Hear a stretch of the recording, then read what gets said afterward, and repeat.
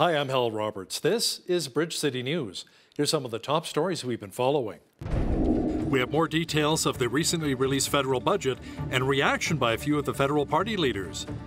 Franco Terrazzano from the Canadian Taxpayers Federation is not happy with Chrystia Freeland's budget. He will explain why. And a Lethbridge woman is hosting a special run in honor of her late sister who lost her battle with mental illness. Your nation. Your province. Your southern Alberta. From the heart of Lethbridge, it's Bridge City News with Hal Roberts. Thanks so much for joining us. Well, we now have more details of the recently released federal budget called the Made in Canada Plan. Finance Minister Chrystia Freeland said there will be $43 billion in new spending over the next 6 years. As you've heard on Bridge City News, the three main priorities will be healthcare, dental, affordability, and a clean economy. The GST rebate will be doubled for lower-income families up to $467. $13 billion will be allocated over 5 years to implement a dental care plan for families earning less than $90,000 a year. $20 billion will be spent over 6 years in tax credits to promote investment in green technologies. $4 billion will be spent for an Indigenous housing strategy over 7 years. Close to $360 million will be spent over 5 years for programs addressing the opioid crisis, and $158 million will be used to support a suicide prevention hotline over 3 years. It will be launching on November the 30th. Prime Minister Justin Trudeau boasted about the federal budget and says his party is there for Canadians during their time of need. This is a time where Canadians need that extra support. We're seeing, even with inflation coming down, which is a good thing, which is a response to the measures that we've put forward, food prices, for example, are still too high. That's why we're bringing in significant supports for Canadians on buying groceries, but the 11 million Canadians who need it the most. These are the kinds of things we move forward to help with affordability. We also know that health care and dental care remain top of mind for Canadians. That's why we're delivering that. And we also know that building a strong economy of the future, making sure there are great jobs for the middle class into the coming years, particularly given the new investments announced by the United States, is a real priority. So that's why our investments in good middle-class jobs move forward. Conservative leader Pierre Poilievre says he was not impressed with the federal budget, especially since there wasn't much help for business owners. They brought in a carbon tax that drives away business. They brought in regulatory red tape that stops us from building these businesses in the first place. You want to talk about clean tech? We have the 6th biggest supply of lithium on planet Earth, a necessary ingredient for electric car batteries. Do you know how much of it we brought into the ground in 2021? Zero. Not a single solitary tablespoon. Why? Because government gatekeepers put there by Justin Trudeau under C-69 make it as long as 25 years to get a mine built in this country. I'm going to get the gatekeepers out of the way, stop stopping, start starting, bring home our money, our jobs, our paychecks to get things built in our country. NDP leader Jagmeet Singh also spoke about Finance Minister Chrystia Freeland's budget. Singh says it was a priority for his party to get Canadians the dental care they need. Because of New Democrats, dental care will be expanded to children under 18, seniors, and people living with disabilities. This will save families an average of $1,200 per year. $1,200 of savings. Already, hundreds of thousands of families have received money to pay for the dental care for their young kids. We made that happen. That's because of New Democrats.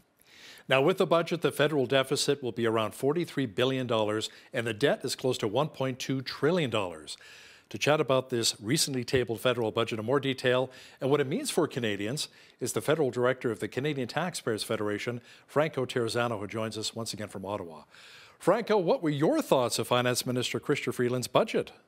Bottom line, this is a bad budget for taxpayers. I mean, this budget is giving taxpayers big deficits, more money wasted on interest charges, and higher taxes. I mean, Budget 2023 makes one thing clear.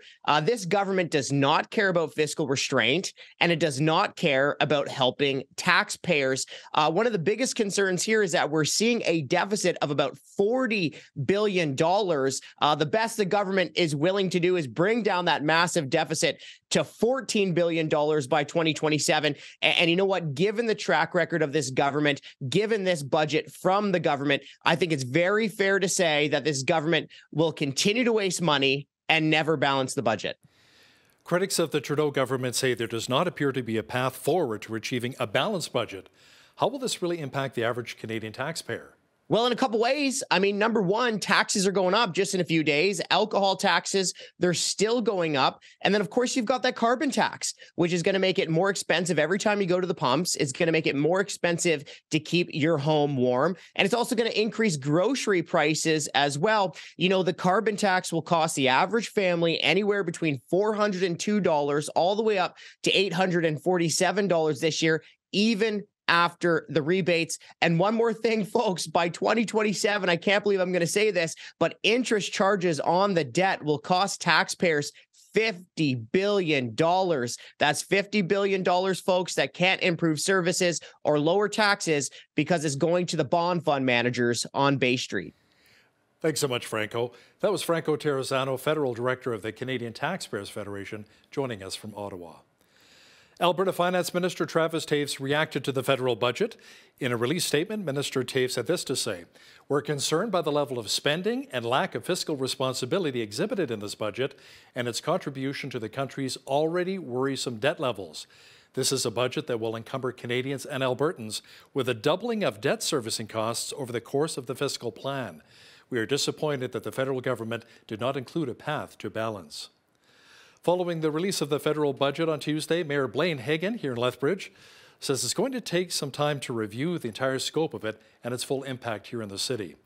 In a media release to Bridge City News, Mayor Hagan had this to say: "As always, City Council and I will continue to advocate for the supports we need in our city to best serve our residents." Adding, "We look forward to working with the federal government in the coming weeks and months to learn more about what this budget means specifically for Lethbridge." You know, as we mentioned, the federal government announced $2.5 billion for a one-time grocery rebate that will help out about 11 million low-income Canadians during this year. Now, this means eligible couples with 2 kids will receive a payment of up to $467. A senior will receive $225, and a single person would receive $234. Mac Nickel, the executive director of the Lethbridge Food Bank, says his group has seen an increase of 70 client households a month compared to last year. He told us this money from the feds is a very small drop in the bucket. This funding is a little disappointing, to be honest. I know that the government likes to refer to this as a grocery rebate, but in all intents and purposes, it's the same as what they did last year with the GST rebates. And it's just the one-time kind of top up on the GST rebates. It's not really affiliated to grocery shopping or anything like that. And it really doesn't match the 10% inflation we see across the board in grocery stores. With what they did last year with that increase in GST funding, we didn't see an effect in our clients, or at least a positive one, and we didn't reduce at all. So I would assume the same this year. According to Stats Canada, food prices rose 11.4% year over year in January. That's nearly double the 5.9% inflation rate. Well, it was nice to see some sunshine again across much of southwestern Alberta today, but still cooler than our average daytime high for this time of year, which is around 9 degrees. Jeanette Rocher is now with a quick peek at the forecast. Jeanette, getting back to our average high may not arrive until, what, Friday or Saturday? Yeah, that's true, Hal. Not until Friday will we reach those averages. And in fact, on Thursday, we could see a bit of a drop in temperature, believe it or not, as well. Some more snow. Here I thought we were all done with that. Not so much though. Into this evening, we're looking at an overnight low of -11 with some 20 to 40 winds. As we get early into the morning, that's when that snow is going to start. We could see an accumulation of 2 centimeters and a high of only -1 Thursday. But the good news is Friday, as you mentioned, we're going to be back up to the pluses and even see a double-digit temperature as we get into the weekend. I'll be back later in the show to give you all those details. Thanks so much, Jeanette. Alberta Premier Danielle Smith went on the attack of the CBC today. Smith says she's not happy that the public broadcaster intends to release a story on allegations of interference. It stems from a conversation she had with Arthur Pawlowski. Pawlowski faces multiple charges and spoke out against the lockdowns during the COVID-19 pandemic. Smith says she did have her staff work with the Ministry of Justice to determine if anything could be done to grant amnesty for those charged with non-violent, non-firearms COVID-related charges. Now, here's a video obtained by Bridge City News, which includes a portion of the conversation between Premier Smith and Arthur Pawlowski.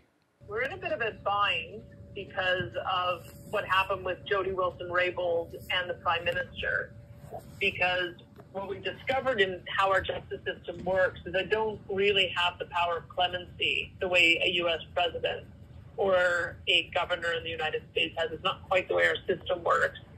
Once the process is underway, I can ask our prosecutors, is there a reasonable likelihood of conviction? And is it in the public interest? And I assure you, I have asked them that almost weekly ever since I got started here. There have been a number of cases that have been abandoned at the last minute as they've gone through that assessment. And I'm very hopeful that that will be the case for more cases. Now, in a statement, Premier Daniel Smith said, "At no time have I spoken with anyone from the Alberta Crown Prosecution Service, nor to my knowledge have any of my office's staff. Allegations to the contrary are defamatory and will be dealt with accordingly." The Alberta NDP say the conversation that took place between Premier Smith and Arthur Pawlowski is very concerning. Certainly, it's a very concerning conversation. For anyone accused of criminal charges, getting face time with Premier at all is extraordinary, unheard of. She should not be talking to someone who's accused of criminal charges and telling them that she's somehow looking into it after denying few times that she has not contacted two Crown prosecutors. She's clearly saying here, I assure you I have asked them that almost weekly. I have showed my dissatisfaction to Deputy Attorney General, who, by the way, is also entitled to the same independence as Crown prosecutors. You know, we've just received word that Arthur Pawlowski has been removed as leader of the Independence Party of Alberta. In a statement released on Facebook, Party President Dad Duggan had this to say: "The Independence Party of Alberta has a party platform and policies that reflect the hopes of Albertans as an independent nation. Art Pawlowski has not reflected this vision in a way that properly aligns with what the party and our platform need to convey and communicate to Albertans." The Government of Alberta introduced new investments to improve rural health care services. Health Minister Jason Copping says Budget 2023 will provide $105 million over 3 years for the Rural Health Facilities Revitalization Program, including $75 million in additional funding for capital projects in rural Alberta. The program will support health facilities throughout the province with an emphasis on emergency departments, EMS stations, and surgical clinics.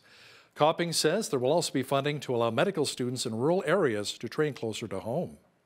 Budget 2023 provides almost $200 million over the next 3 years to expand training spaces for healthcare workers across the province. This includes $113 million to add residency training spaces, particularly in family medicine and other key specialties, for the record expansion and medical school spaces that we announced earlier this month. These new spaces will be part of a streamlined process for students in Alberta to make sure they don't have to leave the province to further their training, including offering training opportunities in Lethbridge and in Grand Prairie. A Lethbridge woman is paying tribute to her sister, who unfortunately passed away just over 20 years ago. Sandra Asachuk says the second annual in-person Rita's Run will honor her late sister, Rita Giardetti, who lost her battle with mental illness. As BCN's Micah Quinn explains now, Asachuk looked back with pride for her sister, and she talked about how it's okay to ask for help if you're struggling. She was always someone I looked up to, someone who took care of both myself and my brother and our parents.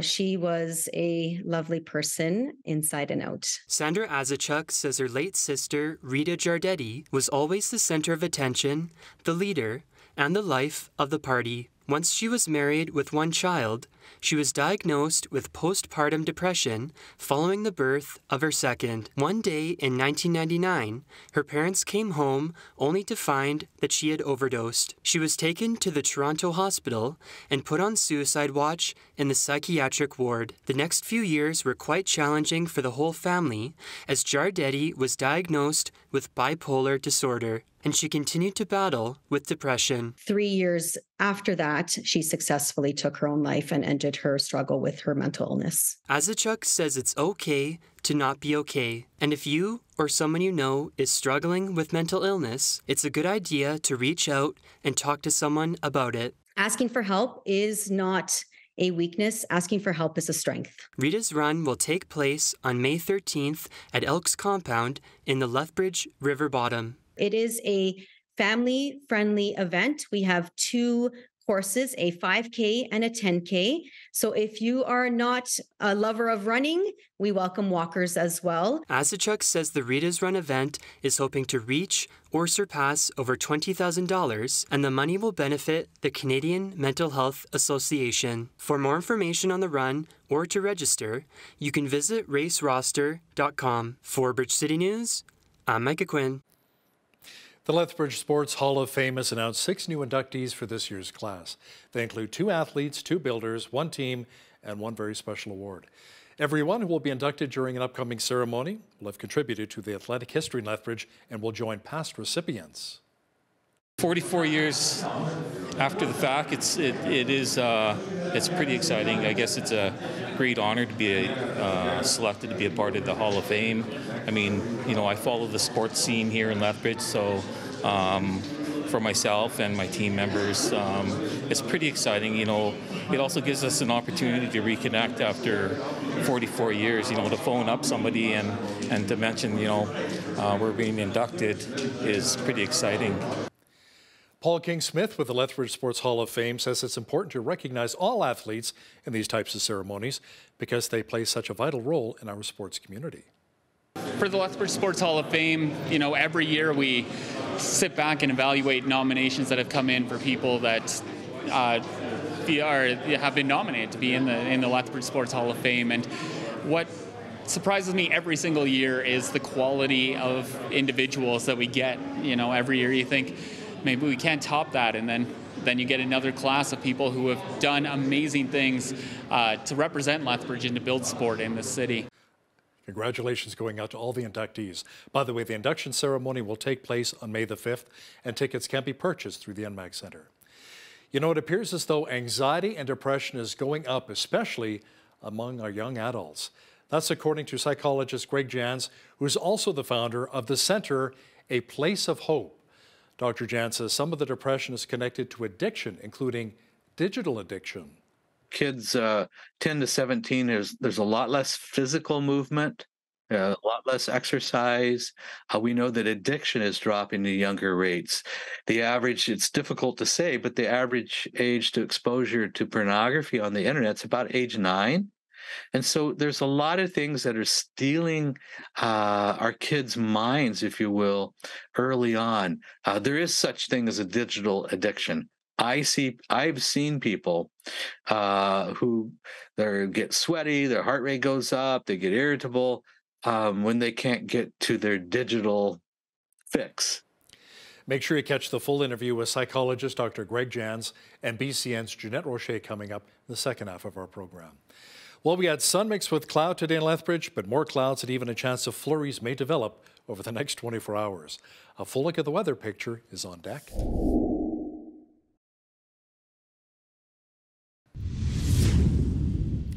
This entire week is looking kind of like a mixed bag. We have sunshine, then some clouds, even a chance of flurries, and by the weekend, double-digit plus temperatures. Jeanette Rocher is now with all of the weather details. Jeanette, is Mother Nature maybe a little confused this week? Oh, yes, I'd say she's a little confused this week, Hal, because look at the week. We are looking at a little bit of everything. We got some minuses, we got some pluses, we got some double digits, and we have some snow. So starting with Thursday, we're looking at a high of only -1. We could see an accumulation of 2 centimeters of snow on Thursday, and then back to sunshine and the pluses. 9 degrees, the high on Friday, and we're looking at double digits on Saturday, 11 degrees for a high, and then back down to 4 degrees. We could see mixed precipitation on Sunday, back to 4 on Monday, and then down to 2 degrees on a Tuesday, rounding out that 7-day forecast. So the average high for this time of year, 9 degrees, average low -4. 23 was our high temperature back in 1966. And in 1965, just 1 year earlier, was the chilliest on record, which was -17. 7:15, that is when the sun rose this morning. Our sun set this evening at 7:58. So close to that 8 o'clock hour. We're looking at well over 12 hours and a half of daylight. Sunshine on the west coast tomorrow, 12 degrees and expected high, a bit windy in the Juan de Fuca Strait, looking at 40k winds there. 13 the high in Vancouver with sunshine, going to feel more like 16 though inland. 1 degree for a high at Edmonton, looking at 30% chance of flurries, and mainly sunny skies in Calgary tomorrow with a high of 4 degrees. As we look to the rest of the prairies, mainly sunny conditions, not too bad there at all.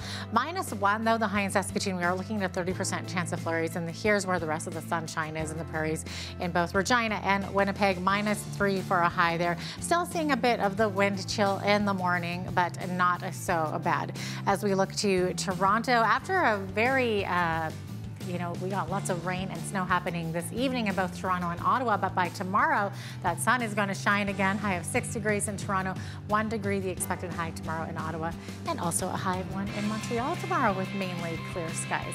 As we look to Atlantic Canada, Fredericton seeing a high of 3 degrees tomorrow. We're looking at a mix of snow and rain. Up to 2 centimeters of snow is expected there, and then 2 millimeters of rain expected in Halifax, also mixed with some snow there for a possibility. 4 degrees the high there, 5 the high in Charlottetown, looking at 30% chance of showers, and a high of 4 degrees expected in St. John's, Newfoundland, with a mix of sun and cloud. So there you go. That is your forecast. Today's weather report is brought to you by Ridge Utilities, providing competitive rates for electricity, natural gas, and internet, while investing back in communities across southern Alberta. Industry experts say having American retail giants like Walmart and Costco in Canada is not likely to blame for rising grocery costs. Economists say both American and Canadian retailers seek to maximize profits and charge whatever the market will bear. An agribusiness researcher at the University of Guelph says any added competition in the grocery sector is welcome, noting both Walmart and Costco can buy in larger volumes and can therefore generally sell products at a lower price. Dollarama is reporting an uptick in sales as low prices attracted consumers in search of relief from high inflation. The Montreal-based discount chain says same-store sales grew 15.9% in the fourth quarter compared with the same period a year ago. That helped boost total sales for the quarter from $1.22 to $1.47 billion. The company's profit for the quarter jumped nearly 19% to $261.3 million. That prompted the company to raise its quarterly dividend from 5.53 to 7.08 cents per share. Italy has backed a bill that would ban laboratory-produced meat and other synthetic foods. If the proposals go through, breaking the ban would mean a fine of up to 60,000 euros. Government officials said the ban is needed to protect the integrity and tradition of Italian food. The farmers' lobby groups praised the move. It was a blow, however, for some animal welfare groups, which have said that lab-made meat helps deal with environmental issues, including carbon emissions. The proposed bill came hard on the heels of a series of government decrees banning the use of flour derived from insects, such as crickets or locusts, in pizza or pasta. Now, here's a look at today's markets. The TSX was up 180 points on the day to finish at 19,837. The Dow was up 323 points to 32,717. The S&P 500 was up 56 on the day to 4,027, and the Nasdaq was up 210 points to 11,926.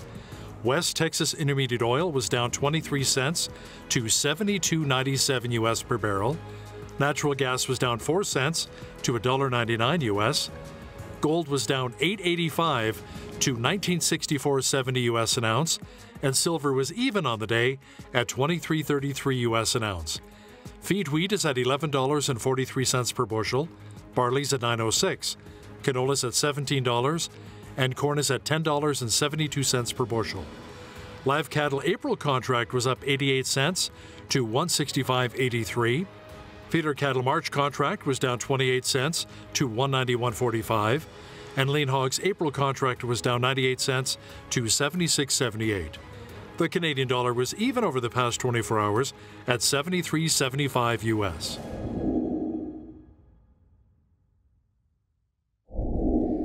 Recapping one of our top stories, the province introduced new investments to improve rural healthcare services.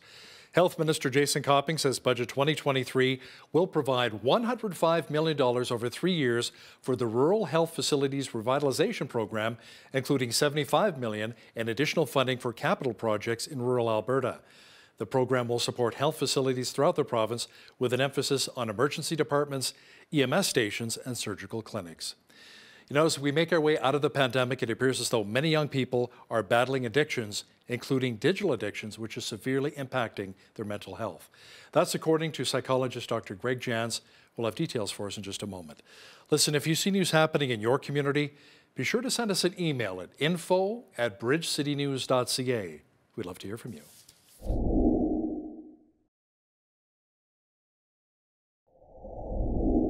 There are so many people in the world who suffer from loneliness, and the COVID pandemic has most certainly made that even worse. We want to take a look at the consequences of this as well as some of the solutions. Today's guest joins us from Edmonds, Washington. Dr. Greg Jans is a psychologist, best-selling author, and founder of the Center, A Place for Hope, one of the top facilities for treatment of depression in America. And one of his latest books is The Power of Connection, Maximize Your Health and Happiness with Close Relationships. So we're going to talk all about that today. Welcome to Bridge City News, Dr. Jans. Great to have you on.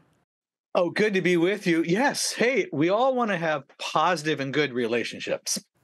We absolutely do. So how common is the issue of isolation and loneliness in North America?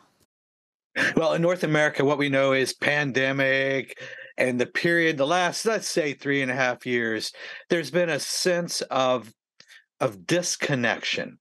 Oh, yes, we were in social media, we were online like more than ever before. We kind of digitized our brains because of overuse of technology. But here's what we're finding.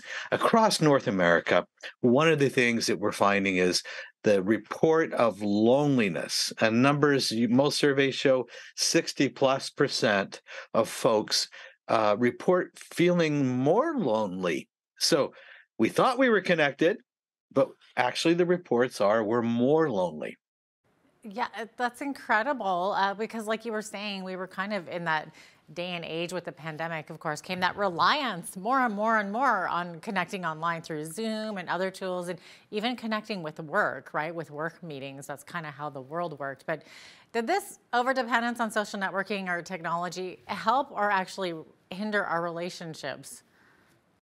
Well, we always want to think social media is good and helpful, but let's look, if you're already struggling with some level of depression and or anxiety, the more time we spend in social media, the more it amplifies our symptoms. Interestingly, we feel worse about ourselves.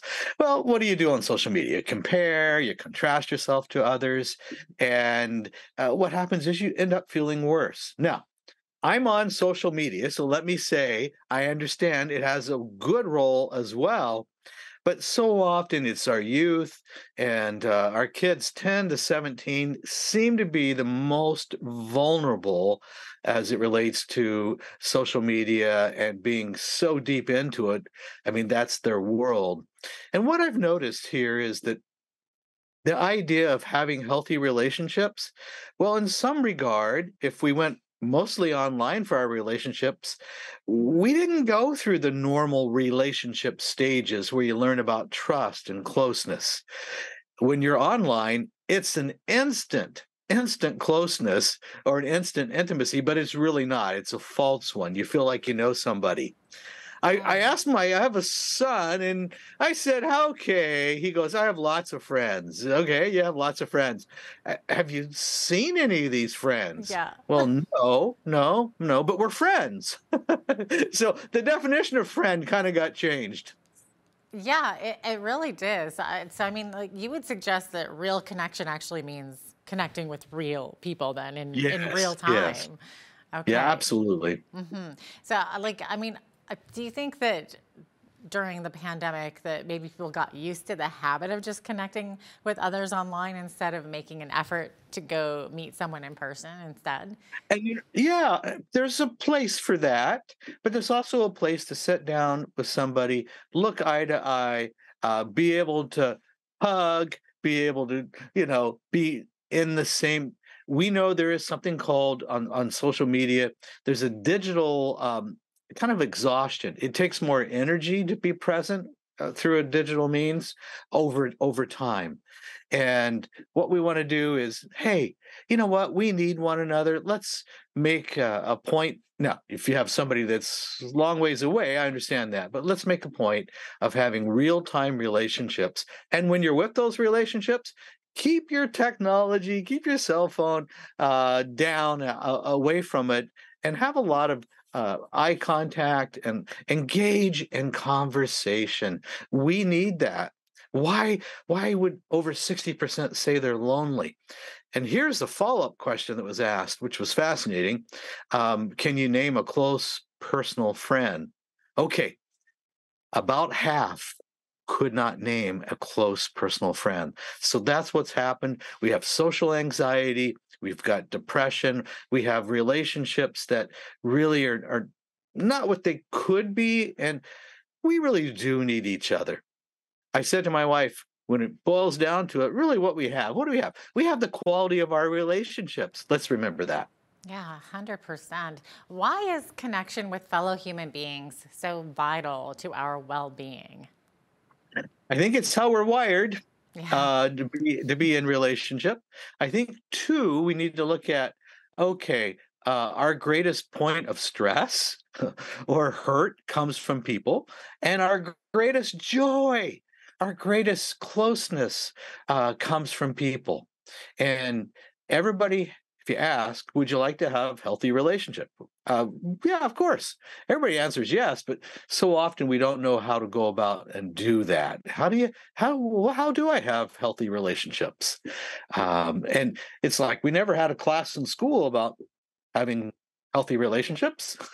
So, but we need it. Yeah, it's so true. It's absolutely. We were talking about the pandemic, of course. So what extent did the pandemic increase our feelings of disconnectedness? Yes, the sense of disconnect. And we had a great desire to connect. But what we know is, well, that's why there's higher loneliness. That's why really we're seeing record numbers of depression and anxiety. And there's something else that happened. There's the fear of trust. I can't be too intimate. I can't be too close with you because I'm going to be hurt. I can't trust. So we're seeing that theme of relational distrust really is a broad issue. Yeah. And Dr. Jans, you say in your book that the lack of strong relationships increases premature death by 50%. Yes. So what we did was go, so is there any research on relationships and what does it do to our health? And actually, I found there was. And there's a couple of very interesting things. The Gottmans, who've done a lot of research on relationships, 40,000 couples, I believe. That's a lot of research. And the two words that they found that were the most important, that seemed to keep people together irregardless, was the word, it's 8 letters, it's 2 words, the words thank you. When we showed gratitude in our relationships, it was a bonding ingredient that kept us together. And so I think gratitude is huge in our relationships. What does it really mean to have empathy and care and compassion for another person? There's time. We all have a tough time. We all take a turn with something, and we need one another to really strengthen us through that. So the gratitude of relationships is pretty powerful. So research shows those that report having healthier or more close relationships do tend to score higher on social satisfaction. In other words, my relationship socially, and fewer physical complaints. Well, that's interesting. The more healthy relationships I have, the more I have fewer aches and pains. So that's incredible. Yeah, so it is important. Yeah. What are some of the negative effects of loneliness? Sure. We can fall into bitterness. We can fall into resentment. If we've been hurt in a relationship, it's easy to kind of pull away. and we keep distance from people. The more we keep distance, the more we're going to feel lonely. And the more we feel lonely, the more we can set ourselves up for depression and anxiety and social anxiety. So isolation, there's nothing about isolation that we can find that's healthy. Now, that's different than we all need a little time to ourselves occasionally, but isolation is a pattern of living that pulls me out of relationship. I tend to be more depressed. I tend to be more anxious. And here's a third one to look at. I tend, if I'm isolated, to fall into addictive behaviors. It could be with food, misuse of prescription drugs, could be with alcohol, but that's a pattern. Oh, 100%. Okay, now, Greg, you talk about the quality of relationships. So what is it that makes a relationship worthwhile? What are these qualities? Well, there's one thing we all think of, and that's trust. Second to trust would be, can I really trust you and be vulnerable with my emotions? Can I really be truthful and say, I've really been having a hard time? And you're really able to share both struggling emotions, and can I really share joy? So that's a key, the ability to trust another person with your emotions, that emotional health. Where you don't feel judgment, where you don't feel corrected, where a person doesn't say, well, how could you possibly feel that way? Where you don't feel attacked. So that's a key. Also, we know that it's important to have time together.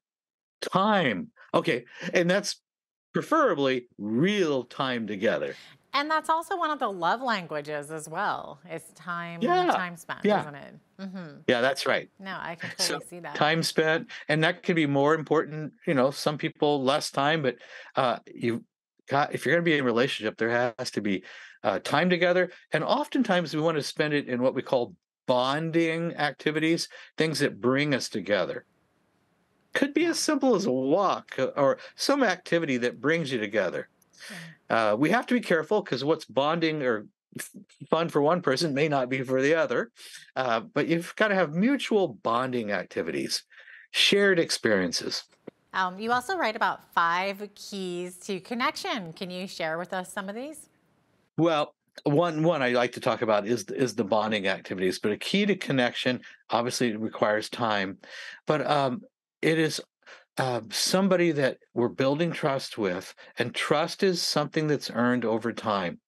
Online, we pretend and trust is instant. It's like, oh yeah, they're my best friend, but they're really not. You don't have a relationship with them. Did you say intimate? I like that. Yeah, yeah. Because it's not a real thing. It's not. Yeah. So we look at, okay, what are things that we really have to do? Well, sometimes we have to push ourselves.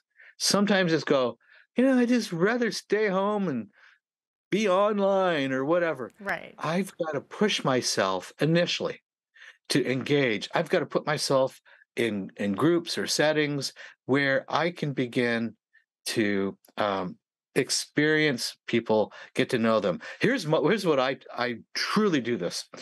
I want to meet somebody new every day. I want to meet somebody new every day in some way. That's a good goal. Yeah. Mm-hmm. So I'm reminded every day, one person a day. So that's my motto. And that could, and there's great surprises. So I'm just amazed at really how I believe God just brings people into your life, and you're amazed at who you meet. Yeah, no, it's really true.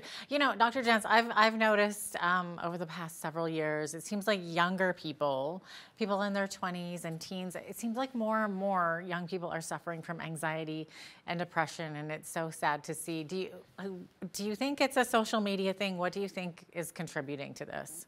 We know it contributed greatly, or does.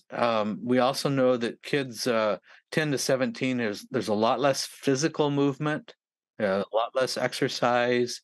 We know that addiction is dropping to younger rates. The average, it's difficult to say, but the average age to exposure to pornography on the internet is about age 9. And so there's a lot of things that are stealing our kids' minds, if you will, early on. There is such thing as a digital addiction.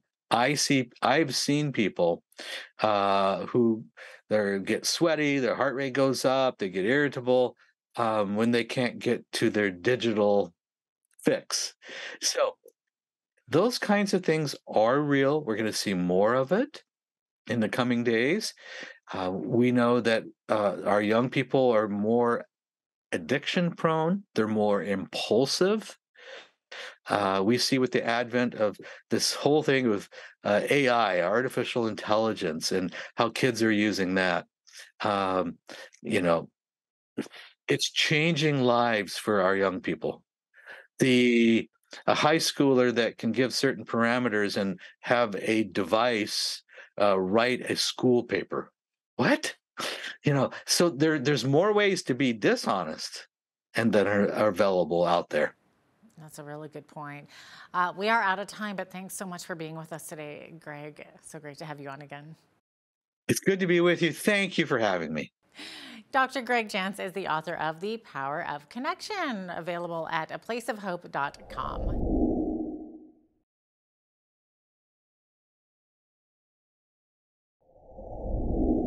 As Albertans prepare for the May 29th provincial election, many are looking for truth and facts to make an informed and educated decision before they vote. The sharing of ideas and concepts are commonplace in our political dialogue. And today, we're going to hear from the Alberta First Party. Joining me today from Fernie, BC, doing a little bit of skiing to discuss the platform and goals of the party, is Alberta First Party leader Ed Kallio. Ed, welcome to Bridge City News. Thanks, Hal. Great to be here with you. So, Ed, how would you describe the Alberta First Party? What is it really all about? Singular focus, Hal. It's separation. We're getting a raw deal from Ottawa. We've tried every other avenue available to us within Confederation to get a better deal, and nothing's worked out. So we really need to get out of this mess called Confederation, and that's our focus at Alberta First. So before we talk about what an independent state of Alberta would look like here, will you have candidates running in all of the Alberta ridings? We need to get official party status, and so we would like to run at least half the candidates. We need 44 in order to achieve official party status. And so that's our goal. We have a number of candidates already, but we're short of that number. We're very much grassroots and just getting going here, Hal. So if you were to achieve that official party status, how could you expect to compete against the big dogs like the UCP and the NDP? Well, we just see that the UCP and the NDP are they're big tent, that they're likely to water down, any leverage that Alberta has with the feds. We just don't think that even with the Sovereignty Act, for instance, that's enough of a stick to get a better deal for Alberta. And when you look at the numbers, they are absolutely stark. The amount of outflow from taxation, various transfers to the feds, and the amount that we get back as Albertans, it just doesn't add up. So that's why we need a singular focus. We need a big stick to go to Alberta, and that's to go to Ottawa with, and that's a referendum on separation. And that's the only way we're going to get a better deal and or separate. But separation is the goal. Now, in the 2019 provincial election, it resulted in one of the highest voter turnouts since 1982 at about 68%, rising from 57% in 2015. Do you think we'll see that kind of engagement once again from Albertans? Yes, I would expect to see a high level of engagement, Hal, again. I think that Premier Kenney had made some promises going into the last election, which he didn't come through with. Then there was a change of leadership at the UCP with Danielle Smith taking over in her Sovereignty Act. I think that Albertans are focused. We're seeing increasingly an urban/rural divide. You're seeing clusters of NDP seats in the big cities, and then the rural areas are very much more conservative/UCP. And so I expect that voters are going to be absolutely focused on this election. So when you're not on the ski hills, Ed, obviously you're doing some door knocking. What kind of feedback are you receiving from Albertans right now? What are some of their biggest concerns? Well, the concerns are loss of control. They're seeing money going out. The cost of living is going up. The carbon taxation increases April 1st. There's a federal fuel standard coming as well. Costs are going up. We're getting less for it. There's less in our pockets.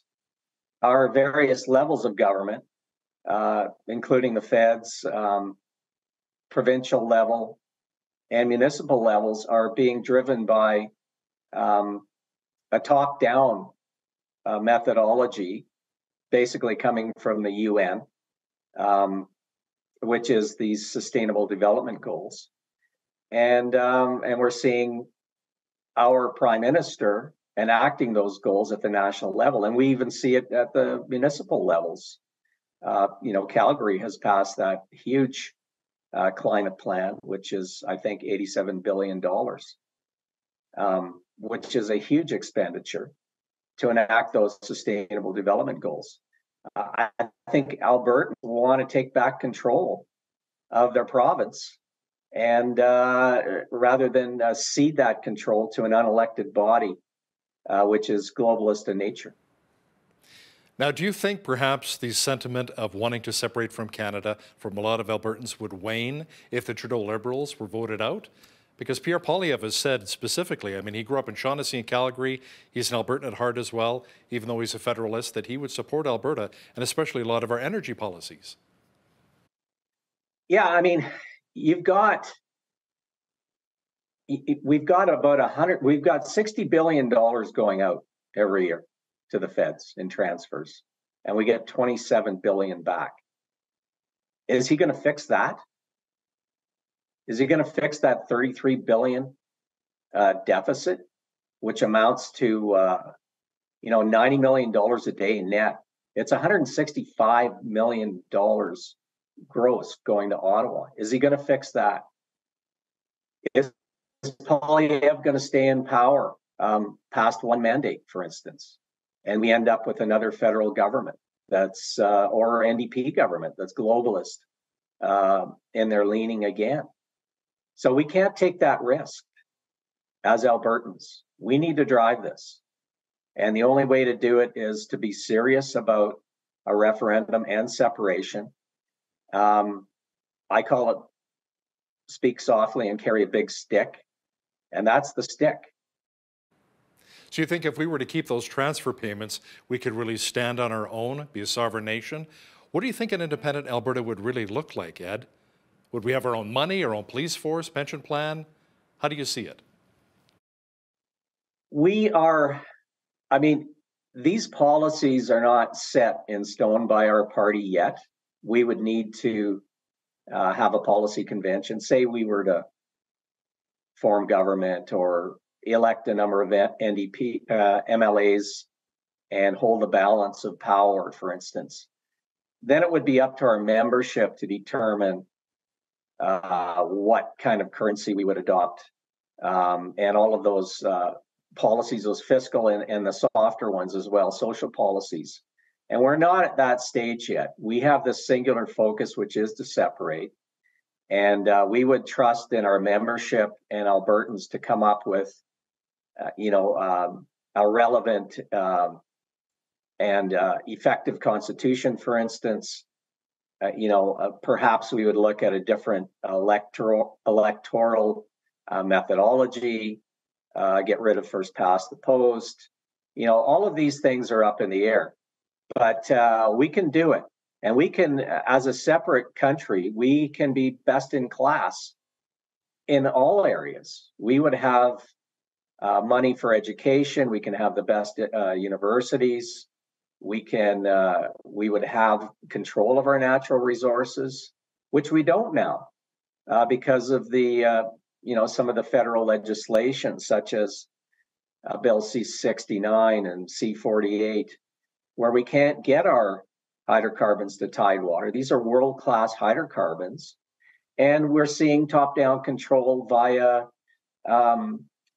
this environmental focus from the feds, the carbon focus, which is going to limit the use of fertilizers in our agricultural sector. So the two largest sectors in our economy are targets of the federal government, and we can't allow that to persist. So I look at the numbers. I've got a background in energy economics and a legal background. So I understand the constitutional underpinnings and the economics, and it's a crap deal for Alberta, and we need to get out. You know, Jason Kenney, when he was Premier, I chatted with him a few times, off air and on air, and he was saying the biggest issue, like you said, is the fact that we're landlocked, trying to get a lot of our products to Tidewater or oil. But then he also considered maybe working a deal somehow with BC to incorporate northern BC and get our oil out through that direction. What are your thoughts? That can happen, but you've got a C-48 as a tanker moratorium on the west coast of British Columbia, north of Vancouver. So we're landlocked, basically, with respect to tanker traffic accessing any of those ports. And let's not forget that when the Gateway Pipeline was in its infancy and the talking stages, the ports up there, Prince Rupert and Kitimat, were fighting over being designated as the port that would be the terminus of the pipeline. So this complete narrative that the locals are all behind this tanker moratorium is, in my opinion, a lot of sophistry. There's a lot of support among the First Nations for these infrastructure projects. We're seeing the Coastal GasLink pipeline being built to take natural gas to Kitimat for the LNG Canada project. And I did a lot of work on those projects. I did the expert evidence for 17 of the LNG export license applications, all successful. And we are a hydrocarbon economy in Alberta and in Canada, as well as agriculture. And the end game of this current federal government is to shut us down. Now, we talked about working with British Columbia about getting our product to Tidewater. How about maybe more central Canada and eastern Canada? Do you have maybe some thoughts on working with Quebec to develop the Energy East pipeline once again? The Energy East pipeline, we took that concept. I cornered Ted Morton at a conference. And this was when Gateway and Keystone were very much up in the air. And I told Ted that Plan B would be to convert part of the Trans-Canada Mainline, which was underutilized, to oil, and take that oil to Tidewater. In fact, I gave him a chart on that. And then we approached Trans-Canada with it, and they took that concept and ran with it. And that's key to have access to East Coast Tidewater for our oil. So I'm a firm believer in that. The feds could do this overnight. They could designate an energy corridor, for instance, across the country, but they don't have the will to do it because, as I said, the end game is to shut us down because of the UN, IPCC, climate change, sustainable development goals that our feds have signed on to. So there's no willingness to do it. It could happen overnight. It could be designated in the national interest to have this corridor built over Quebec's protestations, I might add. It would be federal jurisdiction, and we could do it. and it would be in the national interest, I submit. But climate is the overriding criteria by which any of these infrastructure projects are judged right now. And that is a bad deal for Alberta. Now, many in our province would argue that Alberta is the economic engine that really drives Canada. So do you think that the British Crown and the rest of Canada will let us go without a fight? And many would say that Alberta is a lot stronger being in Confederation. You know, I was in the UK in 2016 when the Brexit vote happened. Two things happened in 2016. Donald Trump got in and the Brexit vote happened. And Britain's out. The UK is out of the European Union. Separation can happen. The federal government sent a reference case to the Supreme Court with respect to, what conditions would be necessary for a province to separate. The Supreme Court rendered that decision. Then we had the federal government enact the Clarity Act. So the template is there. In my opinion, the Clarity Act does not comport really with the Supreme Court decision. It's a bit more onerous on a province, but it's still doable. I do not feel that the feds and the other provinces would have much say if a majority of Albertans on a clear question vote to separate. Then we've got a stick and we can negotiate those terms. Alberta First Party leader Edward Kallio, thanks so much for joining us today from Fernie, British Columbia. Enjoy your time on the slopes. Great, Hal. Nice to be with you this afternoon with your viewers and yourself. Thank you very much. Thank you. On behalf of all of us here at Bridge City News, I'm Hal Roberts. God bless, and thanks for watching.